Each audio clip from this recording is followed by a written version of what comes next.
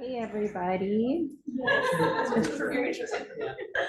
Hi, it's about 4 o'clock, so let's get started with the next session. My name is Sara. I'm a physical therapist, and I just want to thank Michelle for putting this together, all the volunteers that are here. This conference is amazing, and there's so much great information, and it's all free. That's so great. Thank you, Michelle. Thanks for inviting me. I feel honored to be invited to speak here. I think I'm the only PT talking here today or tomorrow, and I really feel honored. Thank you for having me. And you might be wondering, what's a PT got to say about autism? Well, a lot. So I am a mom. I have a 13-year-old son who has autism. I'm a physical therapist. I've had my doctorate in PT for 15 years, counting. I'm a registered yoga teacher. I'm a researcher at Mayo Clinic. I'm an author, and I'm a storyteller.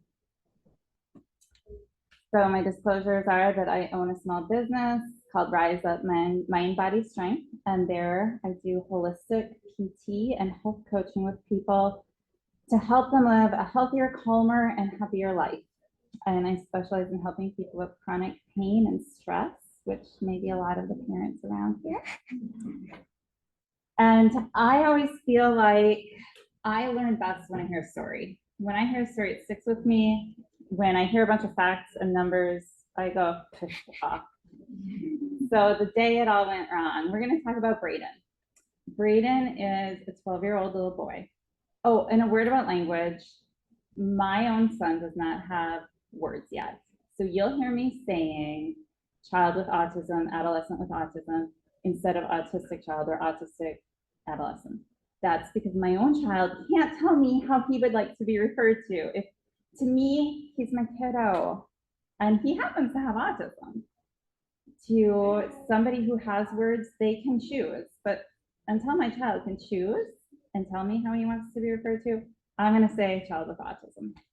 So Braden is a child with autism. Our Braden in our story today. Braden is completely made up. He doesn't have words, but Braden is a vivid, wild, great kid. He loves certain things. He loves water of all types, the lake, the sink. It doesn't matter who loves water. He loves to play on his iPad games. He loves playing outside in the sandbox. He loves his family and his people. There are certain things Braden doesn't like. Braden does not like big noisy barns. Braden does not like going to the dentist. And Braden does not like when people don't do what they say they're going to do when they're supposed to do it. So Braden's day usually starts out with him having breakfast, and then the bus comes to pick him up and brings him over to school. And that's his routine, and that's what he predicts happens every school day. So one day, mom, being well-intentioned, says to Braden during his breakfast, she gives him a warning that today you're not going to ride the bus, Braden. Today you're going to go to the dentist, and we need to have a dental checkup.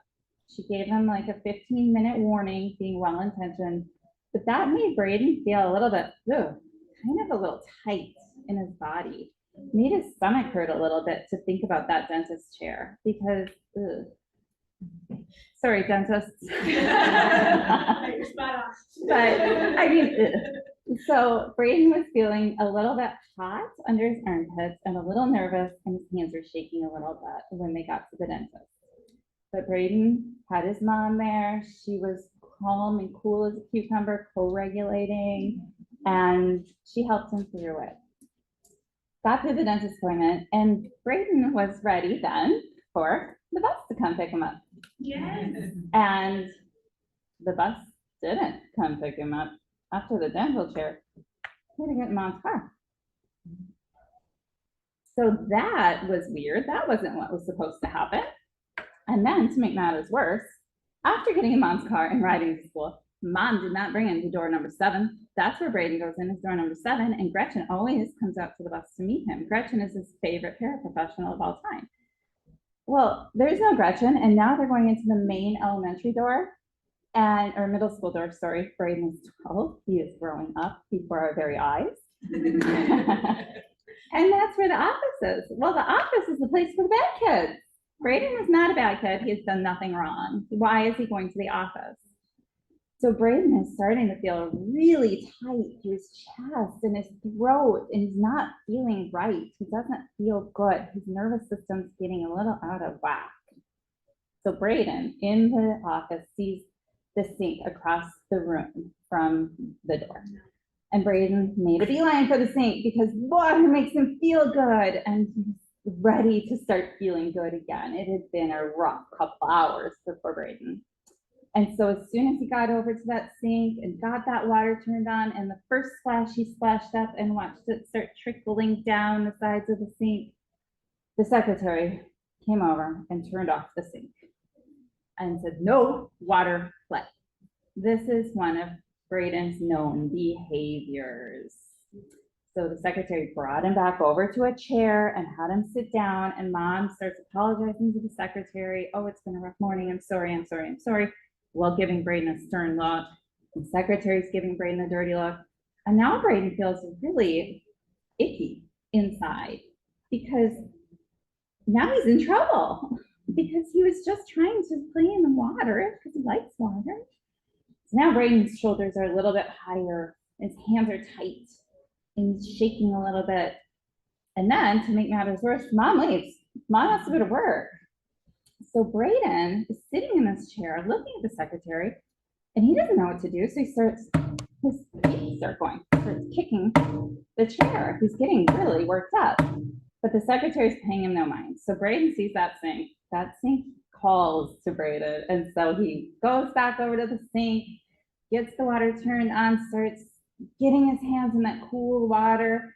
And then all of a sudden, the secretary comes over, slams the faucet off, and says, no water play.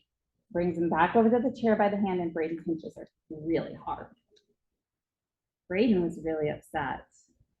His nervous system was really out of balance.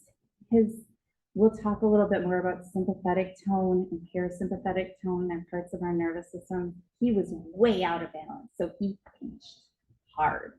He didn't know what else to do. The secretary sat him down in that chair, and Braden is now feeling kind of like this, like, ugh. The secretary sees him, but says, I'll just be another moment. And she's writing something down about Braden's behaviors.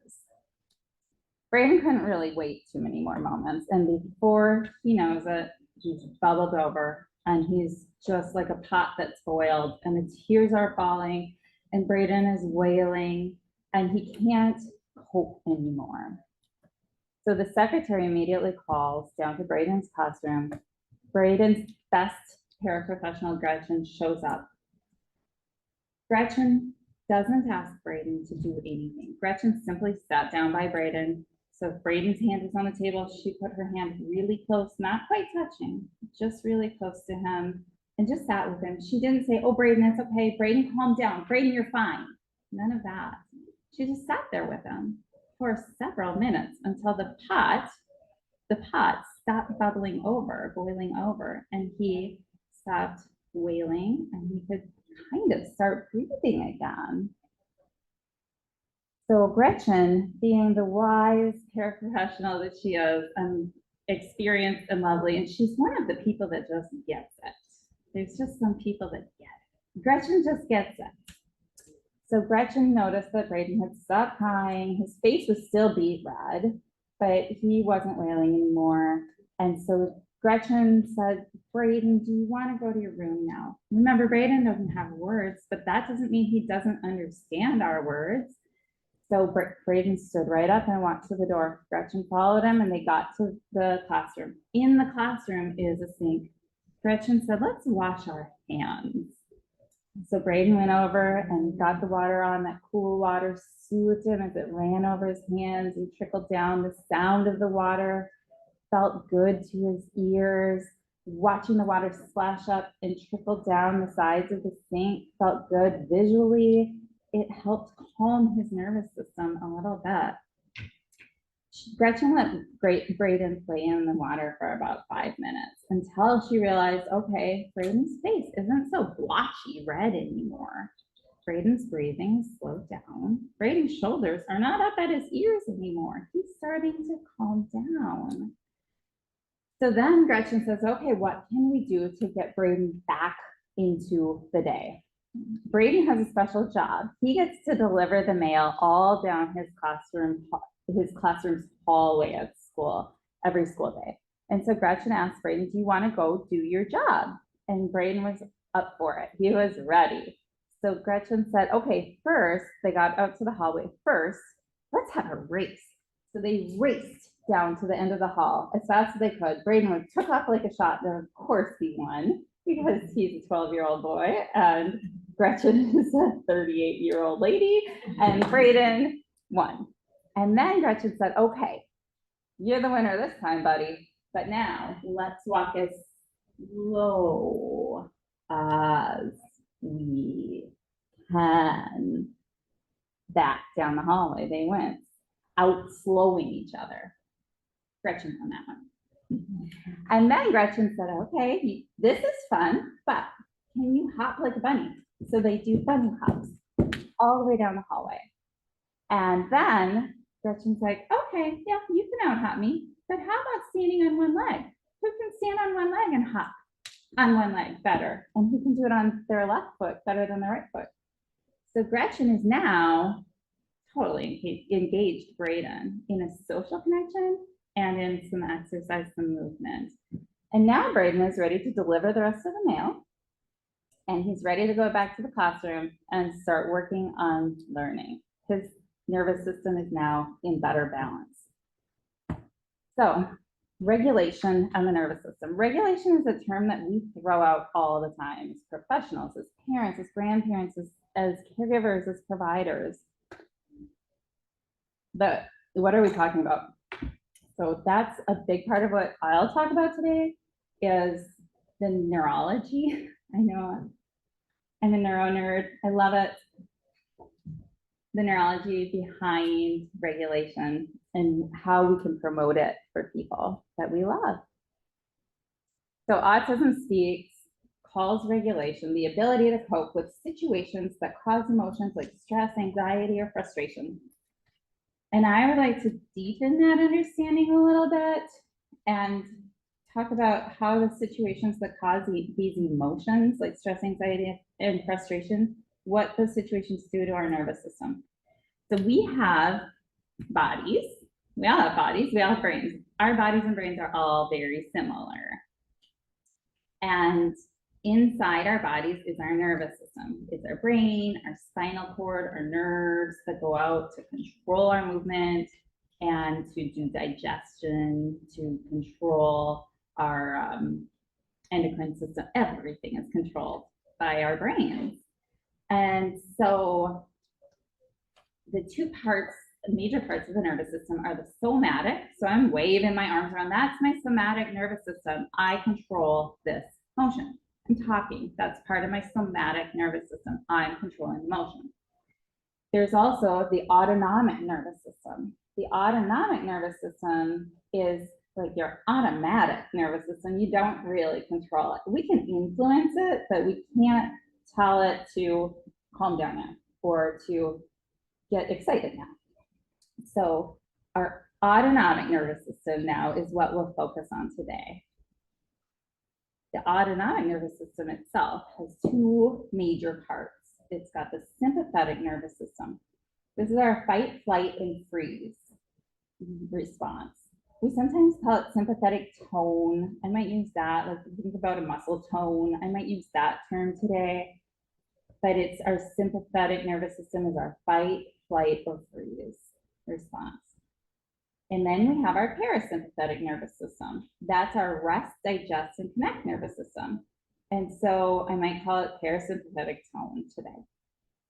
So for Braden, when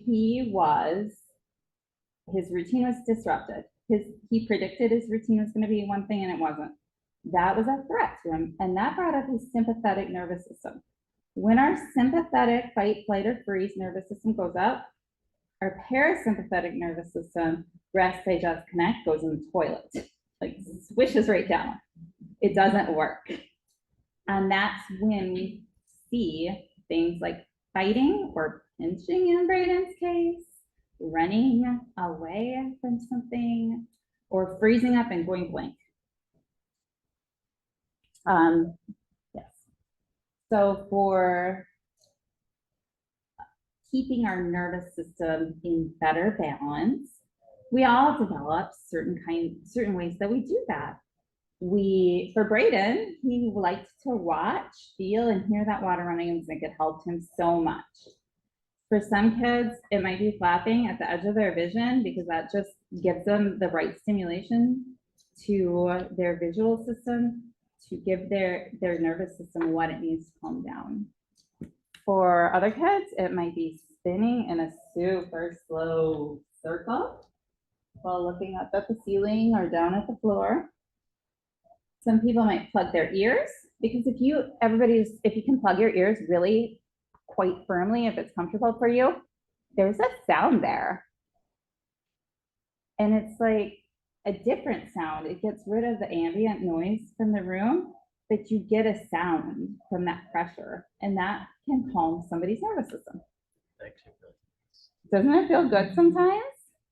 I go for a walk. If I'm feeling dysregulated, if I've had a rough day, like some of us just go for a walk or sit in a dark room and breathe, meditate, whatever you need to do. So one thing that we can all take away from today is thinking about what works for us to calm our nervous systems. And we can realize that we're all kind of just the same, and we all need to calm our nervous system sometimes. And we can share our calm with somebody else. So the other thing I want to mention is I have behaviors in air quotes most of the slides. If I missed any, I'm sorry, because it belongs in air quotes as far as I'm concerned. Behaviors are simply our nervous system's response to what's going on in our body or around us. So are these behaviors, pinching, biting, running, are they behaviors or just ways to get through the day? So for routine, consider your morning routine for a couple minutes. Think about what you do. I wake up to my alarm and then I immediately hit snooze. And I lay in bed and I meditate for 10 minutes. The second time the alarm goes off, hopefully I'm ready to get up. Sometimes it's 2 snoozes. I like to then shower, dress, pack my lunch, grab an extra sweater in case it's chilly in the room where I'm going to be. And then I make sure in my purse I have my earbuds, my lotion, my book. In case I get a few minutes to read or crochet, I grab my coffee, my phone, my keys, and off I go. But what happens if I forgot my coffee? Oh my gosh, I'm a bear. Or what happens if my kiddo wakes up at 3:30 in the morning and needs me? Well, forget about meditating, that's out the window. Forget about showering, that's next out the window. And then I'm rushed. What is my mood like? Or what is your mood like after your morning routine is messed up? After you felt like you've been rushing all morning? Are you frantic, frustrated, rushed, grumpy? And then what's that day gonna look like after a rough start? How am I gonna act to my coworkers and the other people that I interact with, even the other people on the road with me trying to get to work after a rough start? And how can I get back on track?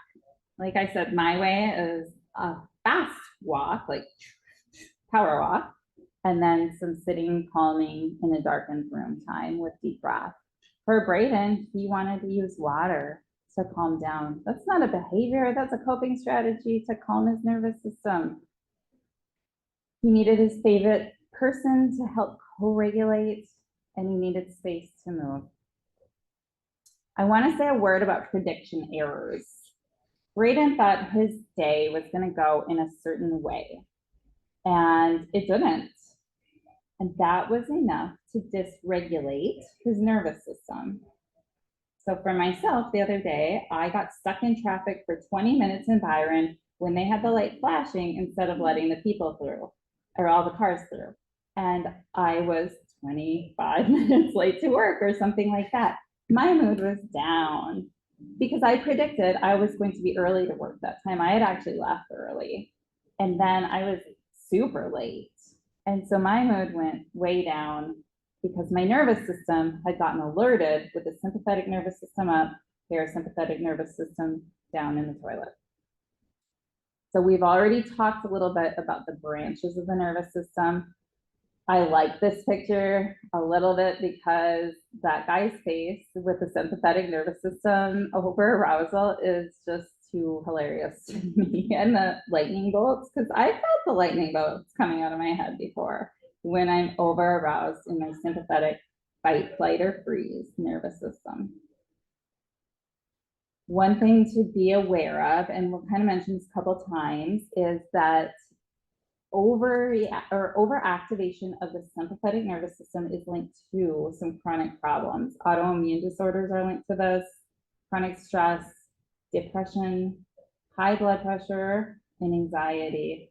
And I would add GI disturbances, because remember, the parasympathetic nervous system is our rest, digest, and connect nervous system. That's the nervous system that allows, when that tone is in balance, it allows blood to go to our gut to digest our food.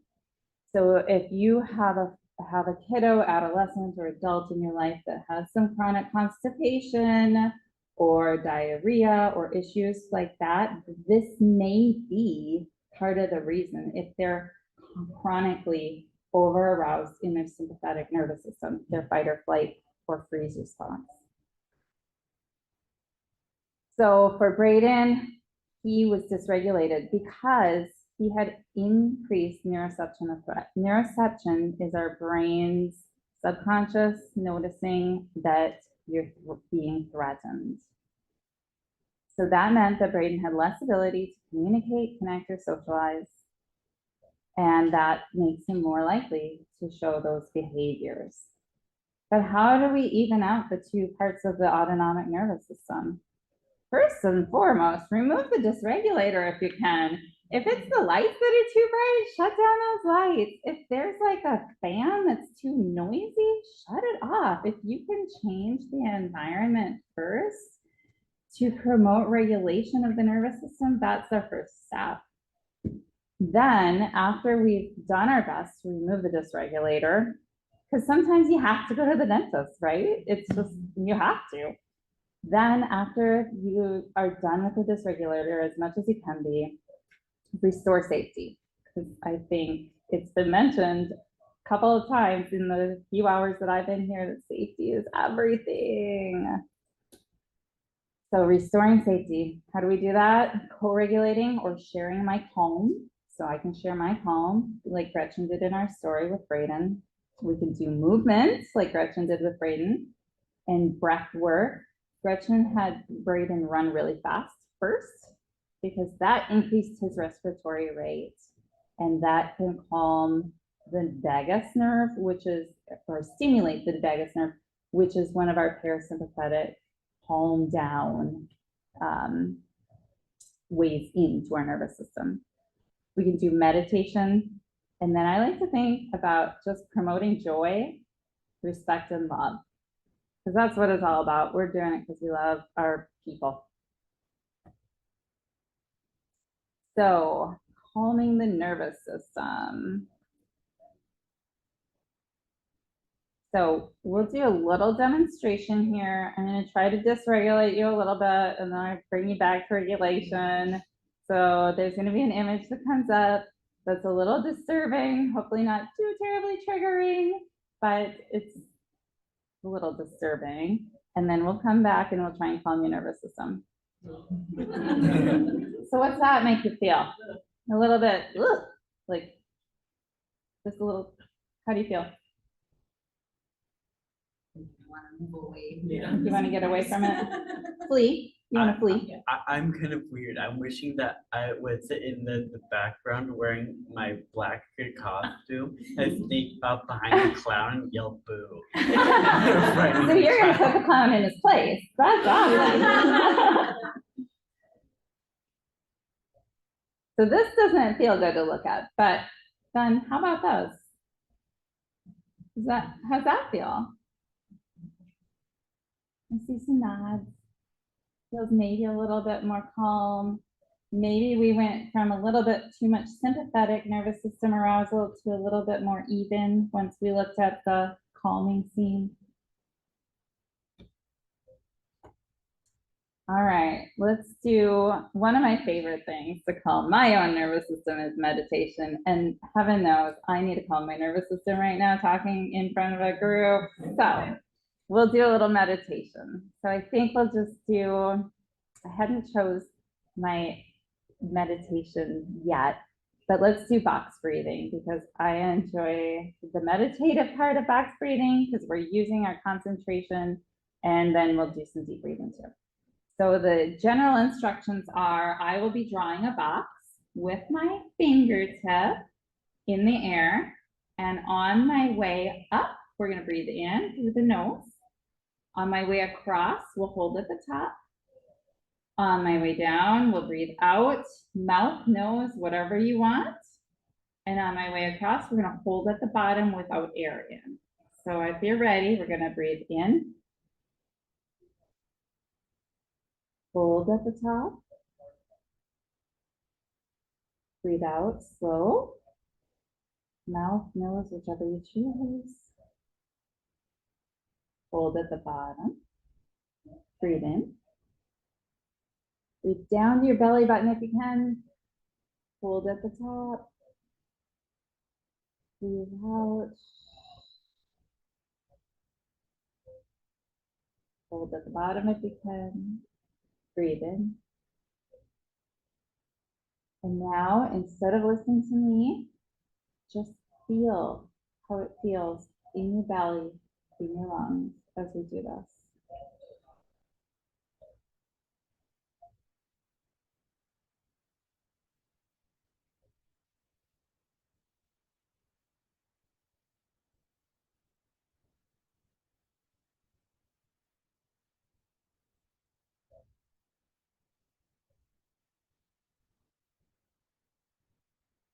There we go.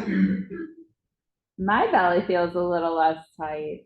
Hopefully everybody else's feels a little bit better too. So I really think meditation is a great way to help balance the nervous system or regulate. So next I want to just visit with you about one of my favorite books of all time that has to do with autism. It's called Uniquely Human. It's written by speech language pathologist.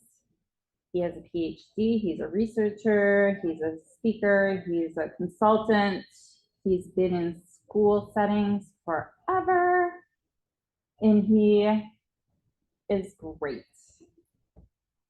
He asks why. Why is my adolescent doing this behavior, quote unquote? What is this behavior helping him or her with? So why is he spinning? Are the lights bothering him and the spinning helps reduce that visual input? Why is she flapping? Does she have growing pains? Is this helping soothe her or distract her from her growing pains? This is one of my favorites because it happens at home. Why is my kiddo yelling? Ah. Is he lonely and looking for some attention? Does he know that that's going to get me to pay attention to him?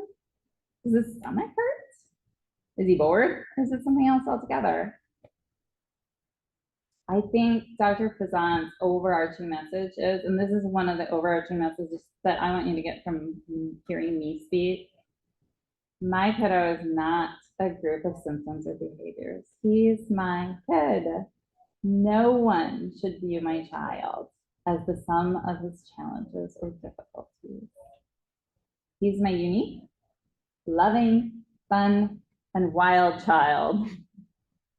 So when adults, providers, any caregiver just views a person with autism as a sum of their challenges, it's really disrespectful. It boxes him into a box of deficits. I certainly wouldn't ever want to be identified as in a box of deficits. It's disrespectful and it's ignoring our kiddos or our adolescents or our adult loved ones' individual experience. And it ignores their individual perspective. It takes the person out of the person. It treats the kiddo like a horse that needs to be broken, or like puppy training. And that is so disrespectful.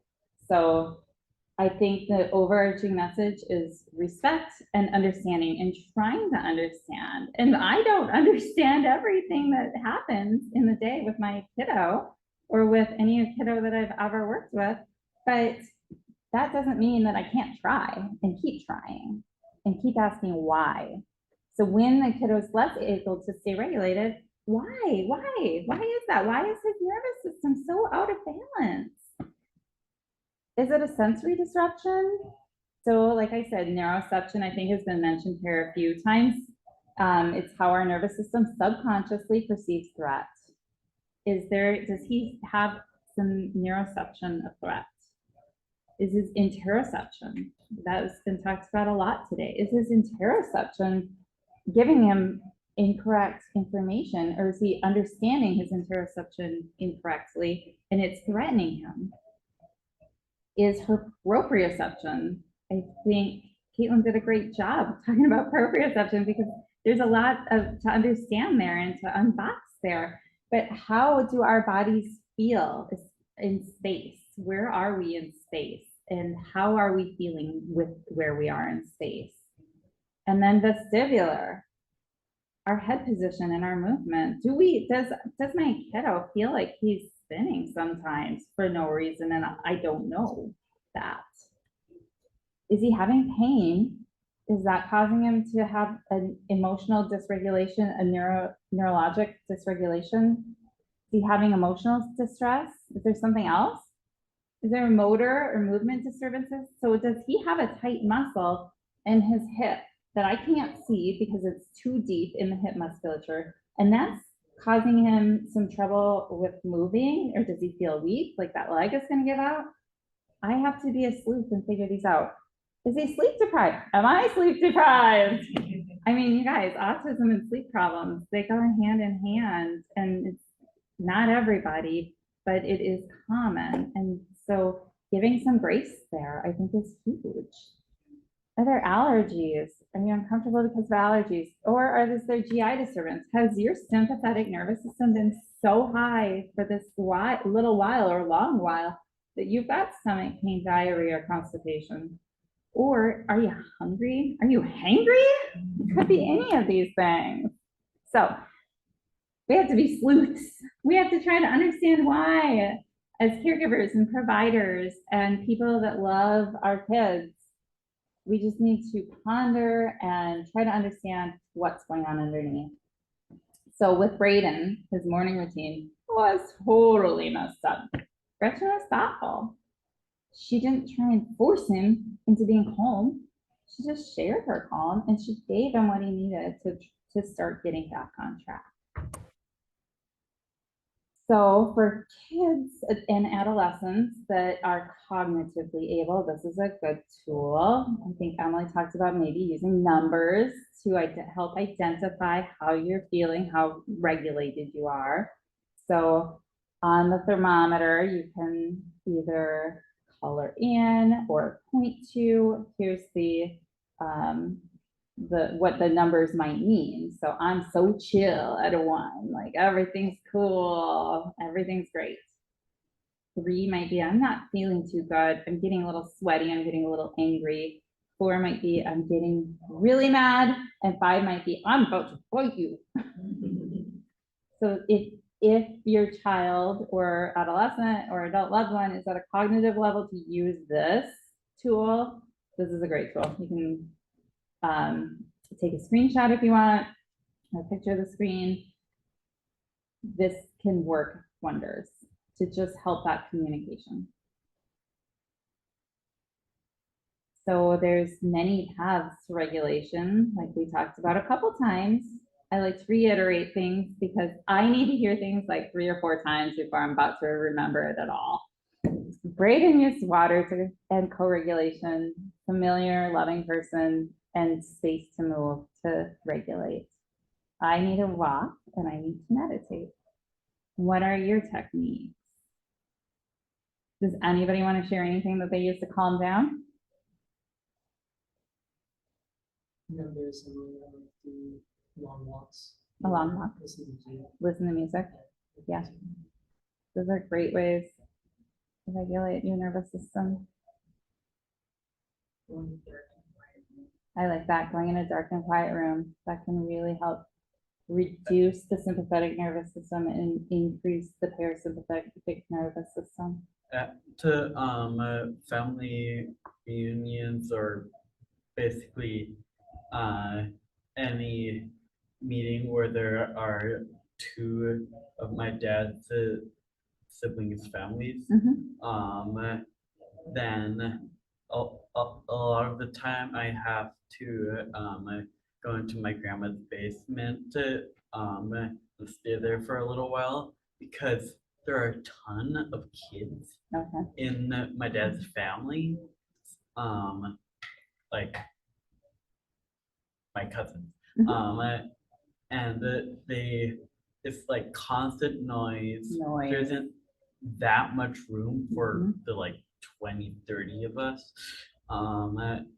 So I get overwhelmed and I have to go downstairs or I'll break down and just stop functioning. So when Nice it's and really, dark and quiet down there. so when it's really noisy, you find a place that's quiet and dark so that your nervous system can get regulated. I love that.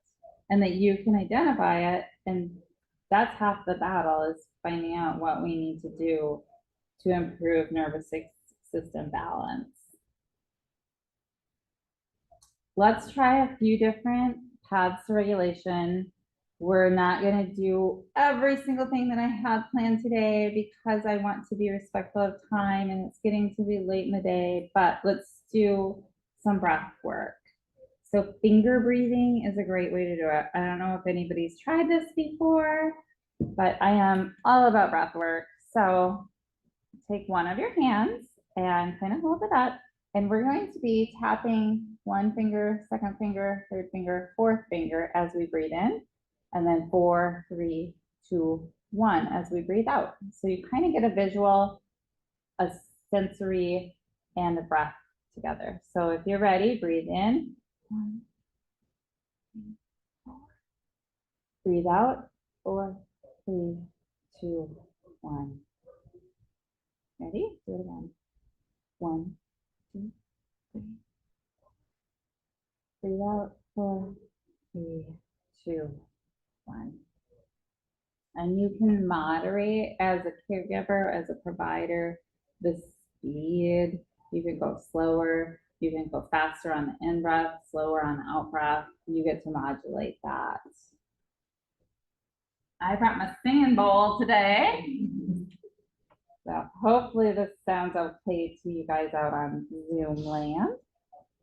But we can do gong breathing or we can just do singing bowl breathing. So breathing in. Oh, I can get it to go.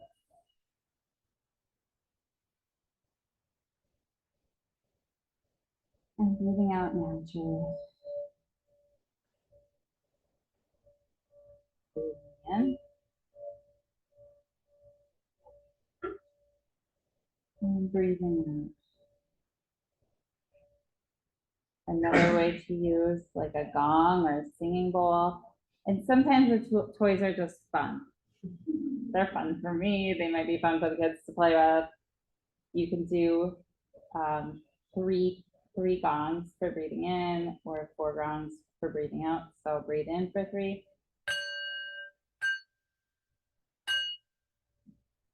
And then breathe out for 4.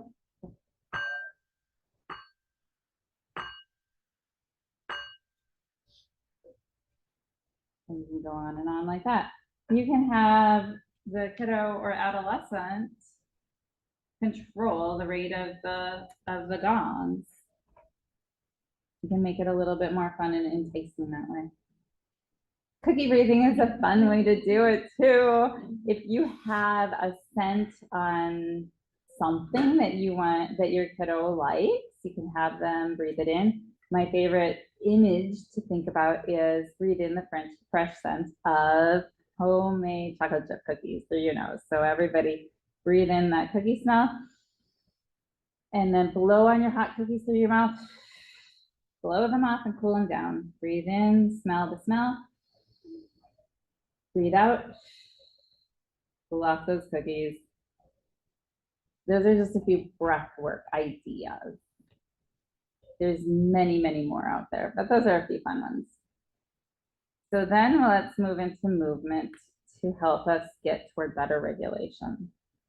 The cerebellum is the part of, it's in the back of our brain. It's part of our brain that processes movement and learning. Studies show a link between most cognitive processes and movement because they happen to all travel through the cerebellum. And through that, there's significant gains in attention and problem solving. Exercise, so we had our heads down earlier, and that increased oxygen to our brains. Exercise is another reliable way to bring blood flow to our brains. So we can integrate our favorite things with movement. So Bluey's the hot thing these days, at least at my house. You can put Bluey on when you're on the treadmill to make, I don't go on a treadmill without something to entertain me. I listen to a podcast or watch a TV show or a movie. I don't expect anybody else to go on the treadmill without something fun. Or you could jump, if you have a favorite Disney character, you can put some stickers on the floor and jump from one to the next. Or to make an exercise activity more interesting, add a favorite color. So what does he like? Let's bring that into exercise to make it a little bit more fun. It's easier for somebody's brain to learn that way. So one thing you can do if you have a child that's verbal, if they're not verbal, they can use AAC to point out a different or a difficult feeling. And then they can move in a way opposite of that feeling. So if you're feeling sad, they might jump because they're happy. And that's a great way to talk about feelings, how you're doing, as well as incorporating movement. All right, everybody, 2 hands in front. We're gonna do the double air doodle. So we'll just start with small circles. Maybe you're leading with your right hand and then you join in with your left hand, or the vice versa if you're left hand dominant. Okay, good circles, everybody. If it's too much on your shoulders to be out here, you can modify. Bend your elbows, put your chicken wings down, and do it in front with the forearms. Now let's make it a little harder. Let's make an S. S. Over and over again, and then come back up and follow it down. How about an infinity sign? Or like a number 8. How about doing them opposite? So opposite infinity signs. This is, yeah, I just got confused. So these are some fun ways. I like to promote brain balance between the right and left hemispheres. I really believe that that builds our resilience in life and builds our resilience to threat and builds our brain's ability to cope with everything that gets thrown at us in our day. So this is a great way to build side-to-side brain balance. So is a cross crawl. If you want, you can do it sitting, you can do it standing. If you're ready to stand up, it's been a long time sitting, I get it. You can do the cross crawl. So this looks like arms up, and then you'll just tap your opposite hand to the opposite knee. So right hand, left knee, left hand, right knee. If you have a child that can't do it standing, they can do it sitting. If they don't want to copy you, you can go hand under hand and simply bring the hand down to the other side with hand under hand. If you add music, it can amplify joy. If you have a kiddo, if they're verbal and they want to say a word that they love, maybe they love, I don't know, cotton candy. Cotton candy. Cotton candy, like that makes me feel good. There's red, yellow, green. This is much like what Gretchen did with Brayden in her story. She had to run fast and then had to move as slow as possible.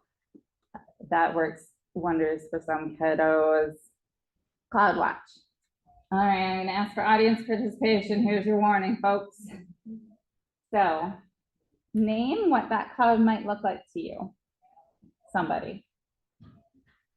You know, it's a little hard to see. Can we dim the lights at all on this, above the screen? I just realized that that's pretty tough to see.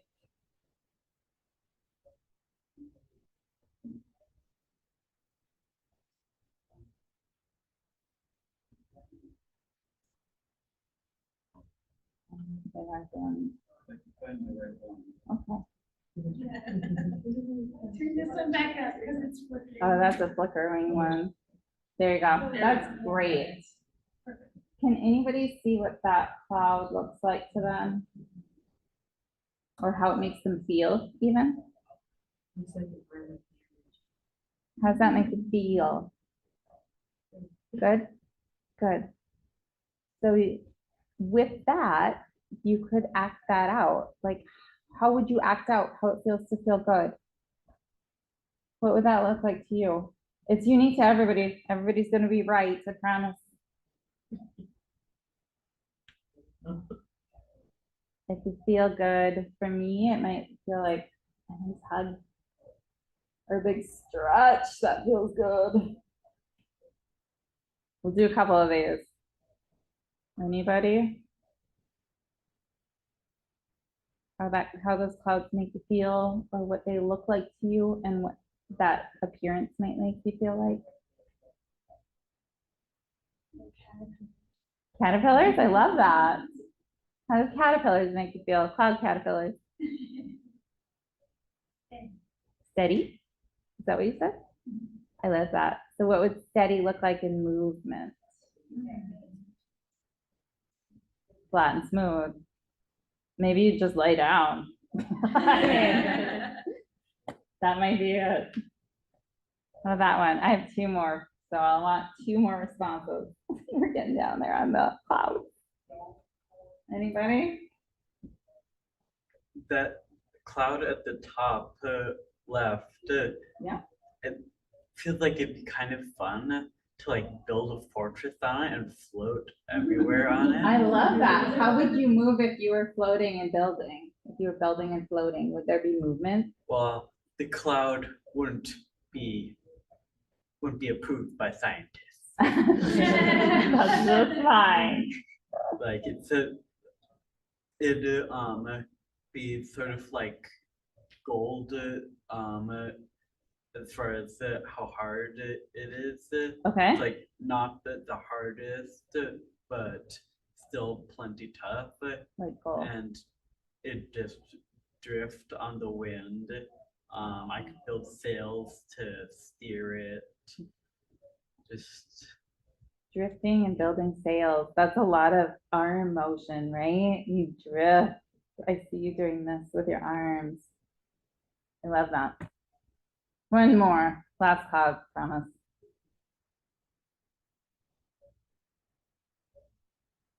What do you see in that cloud?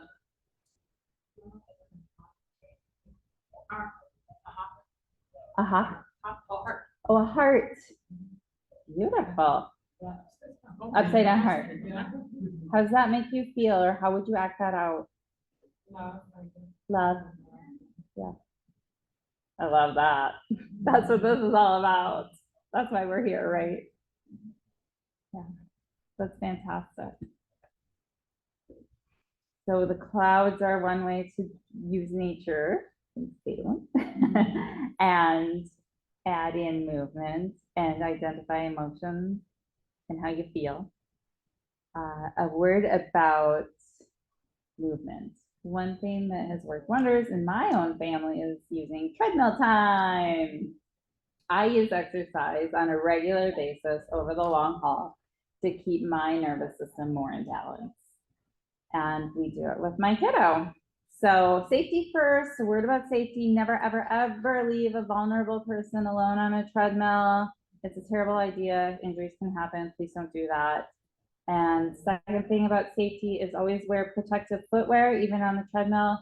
Hypermobility or loose joints, double jointedness is often accompanying, well, not often, it can accompany autism. And so if you're constantly pounding on your hypermobile feet, you can really hurt your feet. So please have your adolescent or child wearing protective footwear, and never leave them alone on the treadmill. That said, start with 5 to 10 minutes on the treadmill at a slow pace. Remember, give them Bluey, give them something to watch, give them their favorite show to make it fun. It's supposed to be enjoyable. It's supposed to help promote joy and regulate the nervous system. If you increase as the child or adolescent becomes more comfortable on the treadmill, we all need our glute muscles for all of life. And most of us don't do a really great job of engaging them when we're just walking. So by increasing the incline to just 5% on your treadmill, it helps to engage the gluteal muscles. Those are our big buttock muscles. And that helps to build up those muscles, which is just good for walking, biomechanics, life. I am a PT, so I think about those things. And then there's mirror, mirror. You and your kiddo can face each other and do all kinds of crazy motions and try to copy each other. And that way you can watch how your kiddo is doing and make it more or less. You can tailor it. You can modify if something's not working. You get to make those adjustments. And then if you add music, you can amplify the joy. And then you can do a feelings dance. You can have your kiddo use AAC to point to a feeling. So one of my son's favorite is, I feel sick. I think he super likes the I feel sick icon, but also I think he's having growing pains. So it doesn't feel right. So maybe, certainly not this. This wouldn't be I feel sick, but maybe that would be. Or that could be I feel sick. And asking the kiddo to move through those emotions and those feelings. And doing it together builds joy and connection. All right, I would be amiss if I didn't talk about studies. I am a PT. So martial arts improved social interaction, and they did an hour sessions 4 days a week for 4 weeks. Horseback riding improved social responsiveness, overall sensory profile scores, decreased stereotypic behavior, hyperactivity, tiredness, irritability, and improved scores on the Vineland, and improved sensory registration. And I love this picture because my own kiddo has done horseback riding. This is not my child, but he has literally been draped over a horse backwards, and the horse just stands there like, yep, this is my day. Water exercise or swimming showed less or reduced disruptive behavior. Again, I think it brought that nervous system back into balance. So it brought the sympathetic down, parasympathetic up, and brought things back into balance for that kid. Jogging showed more correct academic responses after 15 minutes of jogging. I'm a big fan of yoga and dance. That reduced the behavioral, sorry, I missed one. I knew I'd miss one. Symptom in that. And last, we'll talk about joy. It's the just right fit between ourselves and the world around us at the moment. Movement and exercise are proven to promote feelings of joy, happiness, and well-being. And then when we pair music with movement, we amplify the joy effect. So that gives us a happy brain. These are the happy neurotransmitters in our brain. Some of them, the exocrines, are released by our muscles, go up to our brains and make us happy. And when we do exercise socially, we can build relationship without words, which is huge. So just to sum it all up, this is all about neuroharmony, balancing the sympathetic nervous system and the parasympathetic nervous system tones to be able to do life, to open those doors, to go to the prom. Somebody was talking about going to the prom earlier, to go sit in the lunchroom and eat with your friends in your class. So with closing thoughts, be curious, ask why. If you can, remove those dysregulators, those threats, whenever you possibly can. Be a sleuth, be a detective, try and figure it out, what's happening. Give them co-regulation, share your calm, meditate, deep breaths, movement, and build joy. It's all because we love these guys. So here's my email. I know I don't have time. I talked 54 minutes and 49 seconds. So please send me an email if you have questions, I'm happy to respond. I have some cards I'll have out in the next room over. So thank you for coming. Oh, there's some references for you.